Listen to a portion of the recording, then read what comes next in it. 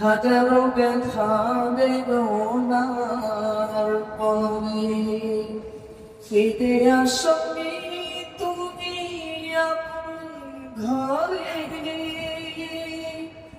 দিনের আলো তুমি সরিয়ে দিতে চলে গেলে মদিনায় মজলিসে। হে রাসূল তোমাকে ভুলি আমি কেমন করে, হে রাসূল তোমাকে ভুলি আমি কেমন করে। আল্লাহ বলেন কোরআন কারীমে জিন সম্পর্কে জানিয়ে وَالْجَنَّ خَلَقْنَاهُ مِنْ قَبْلُ مِنْ نَارِ السَّمُومِ।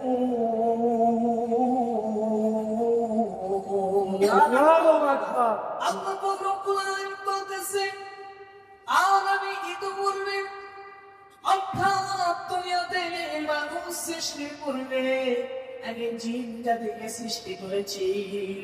সুবহানাল্লাহ। তার মানে আল্লাহ পাক রব্বুল আলামিন দুনিয়ার জমিনে মানুষ সৃষ্টি করার পূর্বে জিন জাতিকে সৃষ্টি করেছে। আব্দুল্লাহ ইবনে আব্বাস রাদিয়াল্লাহু তাআলা আনহু বর্ণনায় পৃথিবীতে আল্লাহ পাক রব্বুল আলামিন মানুষ সৃষ্টির 2000 বছর পূর্বে জিন জাতিকে সৃষ্টি করেছে। আমার এই চিন্তা থেকে আল্লাহ পাক রব্বুল আলামিন কিভাবে সৃষ্টি করেছেন, কি থেকে সৃষ্টি করেছেন, আল্লাহ পাক রব্বুল আলামিন সেইটা সূরাতুর রহমানে জানায় দিলেন। আল্লাহ পাক রব্বুল আলামিন বলতেছেন, ওয়া খালাকাল জান্নাতা মিন মারিজিন মিন নার।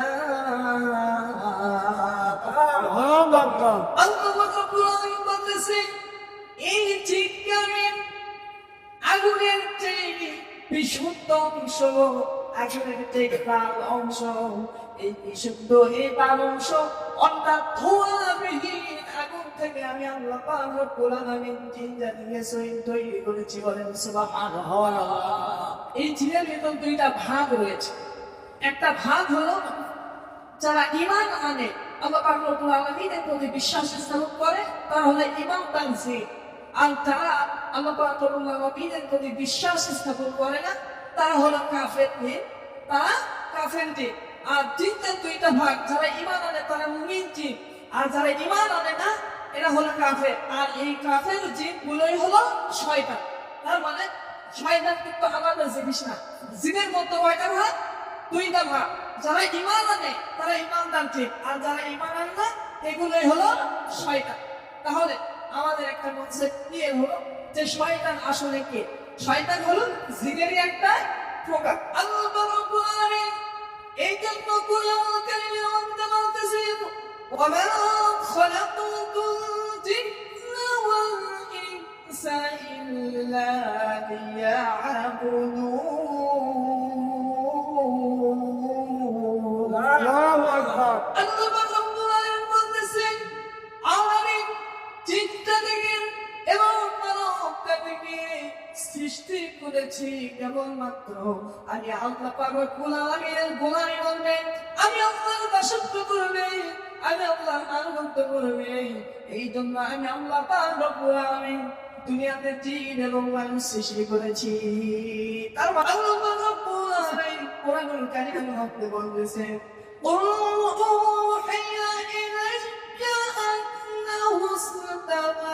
نفر من الجن فقالوا إنا سمعنا قرآنا عجبا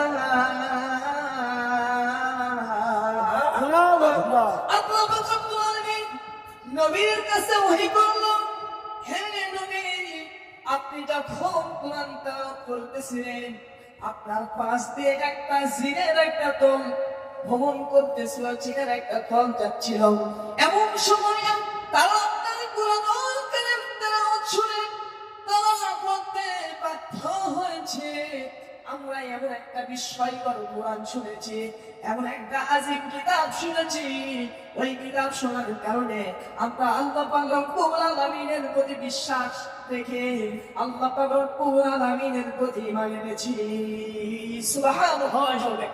জিনের একটা লোক তারা কোরআন শুনে আল্লাহর উপর ঈমান এনেছে এবং তারপরে তারা আর সেও আল্লাহর সাথে কাউকে সেবা করেনি। তার মানে বোঝা গেল মানুষরা যেমন আল্লাহর উপর ঈমান আনে, জিনরাও আল্লাহ পাক রব্বুল আলামিনের উপর ঈমান আনে। মানুষরা যেমন শিরক করে না, জিনরাও তেমনই শিরক করে না। তার মানে বোঝা গেল আল্লাহ পাক রব্বুল আলামিন যেমন মানুষ সৃষ্টি করেছেন, মানুষের ভিতর ঈমানদার আছে, কাফের আছে, জিনদের ভিতরও ঈমানদার আছে, কাফের আছে। মানুষের ভিতরেও মুনাফিক আছে, জিনদের ভিতরেও কি আছে? মুনাফিক আছে। তো এই যে জিন আল্লাহ পাক রব্বুল আলামিন সৃষ্টি করলে কয়েকটা পরিচিত বড় বড় জিনের কথা আল্লাহ পাক রব্বুল আলামিন কোরআনুল কারীমে উল্লেখ করেছে, যেগুলো অত্যন্ত পরিচিত জিন এবং বড় বড় জিন এবং প্রবল শক্তিধর জিন। এর মধ্যে একটা জিন আছে, যে জিনের নাম হলো ইফরিত জিন।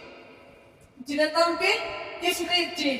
আল্লাহ পাক রব্বুল আলামিন এই জিনকে সৃষ্টি করেছিলেন। এই জিন অত্যন্ত শক্তিশালী এবং তিনি প্রবল ক্ষমতাধর, শক্তিধর। এখন এই যে জিনের থেকেও যে আল্লাহ পাক রব্বুল আলামিন মানুষকে বেশি শক্তি দিয়েছে, একটা ঘটনা শুনতে বুঝতে পারবে। এই যে ইফরিত জিন, ইনি ছিলেন সুলাইমান আলাইহিস সালামের সংসদ ভবনের একজন এমপি, মন্ত্রী বা একজন সদস্য। হযরতে সুলাইমান আলাইহিস সালাম তিনি এমন একজন নবী, আল্লাহ পাক রব্বুল আলামিন তাম পৃথিবীতে এমন কোন জায়গা নাই যে জায়গায় আল্লাহ তাকে রাজত্ব দেয় নাই। বলেন সুবহানাল্লাহ। আল্লাহ পাক রব্বুল আলামিন চারজন নবীকে, চারজন ব্যক্তিকে তাম পৃথিবীর রাজত্ব দিয়েছিলেন। তার মধ্যে সুলাইমান আলাইহিস সালাম একজন। সাগরের এমন কোন বৃত্ত ফোঁটা মাইট নাই যেখানে আল্লাহ সুলাইমানকে রাজত্ব দেয় নাই। জমিনের এমন কোন এক ইঞ্চি জায়গা নাই যে জায়গায় আল্লাহ পাক রব্বুল আলামিন সুলাইমান আলাইহিস সালামকে রাজত্ব দেয় নাই। বাতাসের এমন কোন স্তর নাই যে জায়গায় আল্লাহ পাক রব্বুল আলামিন সুলাইমান নবীকে রাজত্ব দেয় নাই।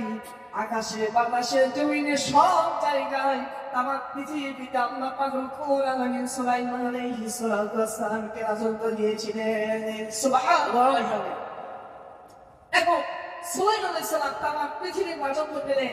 আল্লাহ পাক রব্বুল আলামিন সুলাইমান আলাইহিস সালামকে ফিলিস্তিনের জমিনে পাঠিয়ে দিয়েছিলেন। বর্তমান ফিলিস্তিন যেখানে ইহুদিরা ফিলিস্তিনের মুসলমানদেরকে হত্যা করতেছে, ফিলিস্তিন দখল করতে চেয়েছে, চাচ্ছে, এই ফিলিস্তিনে আল্লাহ পাক রব্বুল আলামিন হাজার হাজার নবী রাসূল প্রেরণ করেছে। এই ফিলিস্তিনে আল্লাহ পাক রব্বুল আলামিন সুলাইমান আলাইহিস সালামকে প্রেরণ করেছিলেন। সুলাইমান আলাইহিস সালাম তিনি রাজত্ব পরিচালনা করতেছেন। এমন এক পর্যায়ে আল্লাহর নবী সুলাইমান আলাইহিস সালামের একটা পাখি ছিল, পাখির নাম হলো হুদহুদ পাখি।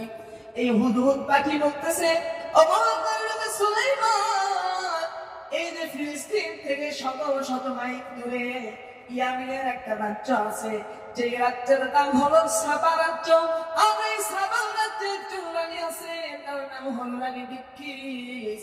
এই রানী বিলকিস তারা আল্লাহর ইবাদত করে না, আল্লাহ পাক রব্বুল আলামিনের গোলামি দাসত্ব বাদ দিয়ে তারা সূর্যের পূজা করে। সূর্যকে তারা স্রষ্টা হিসেবে মানে। নাউযুবিল্লাহ। হুদহুদ পাখি খবর দিল যে ইয়ামিনের সাবা রাজ্যের রানী বিলকিস এবং তার দলবল অনুসারীরা আল্লাহর ইবাদত বাদ দিয়ে কিসের পূজা করে? সূর্যের পূজা করে। সুলাইমান আলাইহিস সালাম একটা চিঠি লেখে হুদহুদের মাধ্যমে পাঠায় দিল ইয়ামিনে। ওই সাবা রাজ্যের রানী বিলকিসের কাছে চিঠি নিয়ে যাওয়া হলো। চিঠি নিয়ে যাওয়ার পর সাবার রানী বিলকিস বুঝতে পারলেন, না, আমাদের সূর্যের পূজা করা ঠিক হবে না। সুলাইমান নবী দাওয়াত দিচ্ছে, দাওয়াত দিচ্ছে, অবশ্যই আমাদেরকে ঈমান আনতে হবে, এক আল্লাহর উপর বিশ্বাস স্থাপন করতে হবে। সুবহানাল্লাহ। এই জন্য সুলাইমান আলাইহিস সালামের দাওয়াত পেয়ে, চিঠি পেয়ে রানী বিলকিস এবার যাচ্ছেন সুলাইমানের দরবারে। ওই যে ইয়ামেন থেকে শত শত মাইল দূরে ফিলিস্তিনের জমিনের দিকে রানী বিলকিস এবং তার দলবল পুরুষেরা রওনা দিলেন। এগুলো কি বলতেছি সব ঘটনা কোরআনে আছে, এগুলো কোনো কাল্পনিক কাহিনী নয়, কোনো গল্প নয়, সব কোরআনে আছে। সূরা আপনার নামল খুলবেন, নামলের ভিতর সব ঘটনা বিস্তারিত পাবে। তো সুলাইমান আলাইহিস সালামের রাজদরবার থেকে এবার রানী বিলকিস এবং তার দলবল যাচ্ছে, কালিমা পড়বে, কালিমা পড়ে মুসলমান হবে। এরপরে যখন সুলাইমান আলাইহিস সালামের রাজদরবারের কাছাকাছি চলে আসলো, এইবার ওই যে সুলাইমান নবী পাখি হুলহু খবর দিল যে হে আল্লাহর নবী, ওই যে সাবা রাজ্যের রানী চিঠি পেয়ে ঈমান আনার জন্য ইয়ামেন থেকে এই ফিলিস্তিনের জমিনে আসতেছে, প্রায় কাছাকাছি চলে আসছে, তাদেরকে তো আপ্যায়ন করা দরকার, ঠিক কিনা? সুলাইমান আলাইহিস সালাম বললেন, সংসদ ডাকলেন, সংসদের এমপি মন্ত্রী সভা পরিষদ থেকে ডাকলেন, বললেন রানী বিলকিস আসতেছে তার দলবল নিয়ে, তাকে আপ্যায়ন করার জন্য আমাদের সাজগোজ করতে হবে, আমাদের এলাকাটাকে সাজাতে হবে, তাদের আপ্যায়নের জন্য কোনো ব্যবস্থা করতে হবে।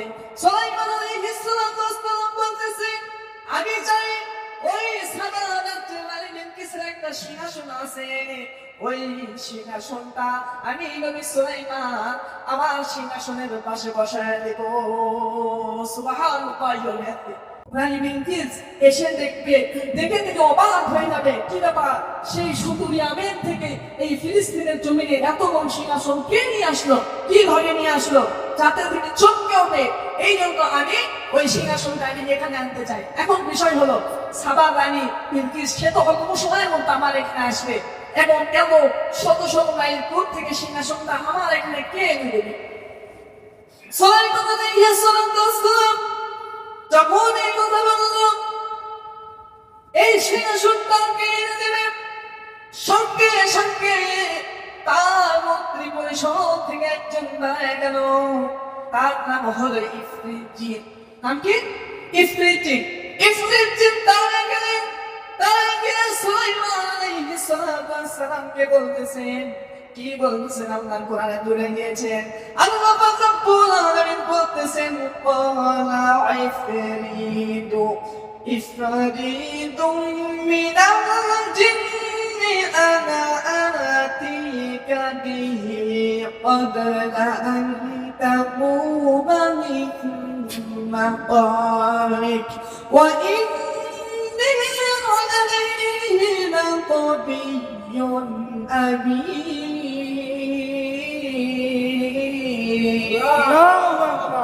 আল্লাহ পাক রব্বুল আলামিন সেই ঘটনা তুলে দিলেন। ইফরিত বলতেছে, ওগো আল্লাহর নবী সুলাইমান, ওই ইয়ামেন থেকে এই ফিলিস্তিনের জমিনে ওই সিংহাসনটা আমি এত তাড়াতাড়ি এনে দেব যে আপনি সিংহাসনে বসে আছেন, এই বসা থেকে দাঁড়িয়ে যাবে, এই দাঁড়িয়ে যাওয়ার আগে আমি ইফরিত ওই সিংহাসনে এখানে এনে দেব। সুবহানাল্লাহ। তাহলে চিন্তা করে কেমন শক্তিত, কেমন প্রবল শক্তিত ক্ষমতা করা একজন জিন আল্লাহ পাক রব্বুল আলামিন বানিয়ে দিয়েছে। সেই জিন বলতেছে, আমি শুধু আপনার সিংহাসন থেকে উঠে দাঁড়াবে এই অল্প সময়ের মধ্যে আমি ওই সিংহাসন এনে দেবো। এখন দেখবেন জিন থেকে যে আল্লাহ মানুষকে বেশি শক্তি দিয়েছে, তার কথাই আল্লাহ পাক রব্বুল আলামিন পরে রায় বলতেছে। এখন জিন যখন বললো এই অল্প সময়ের মধ্যে আমি সিংহাসন এনে দেবো, তখন নবী সুলাইমান বলতেছে, না এত সময় দেওয়া যাবে না, এর চেয়েও কম সময় নিয়ে এনে দিতে পারবে। সঙ্গে সঙ্গে একজন মন্ত্রী ছিল, মুসলমান ইমানদার, তিনি ছিলেন মানুষ। এই মানুষের কথা আল্লাহ পাক রব্বুল আলামিন বলতেছেন, ওয়াল্লাযী ইনদাহু ইলমুম মিনাল কিতাব।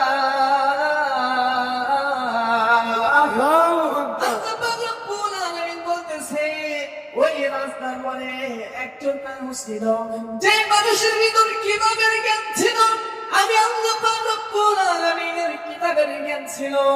ওই মানুষটা কি বললো দেখলেন, সুলাইমান নবীকে বলতেছেন, ও আল্লাহর নবী সুলাইমান, আমি আপনাকে এমন সময়ের মধ্যে সিংহাসনে এনে দিব যে আপনার চোখের একবার পলক ফেলবেন, এই পলক ফেলার আগে আমি ওই সিংহাসনে দেব। বলেন সুবহানাল্লাহ।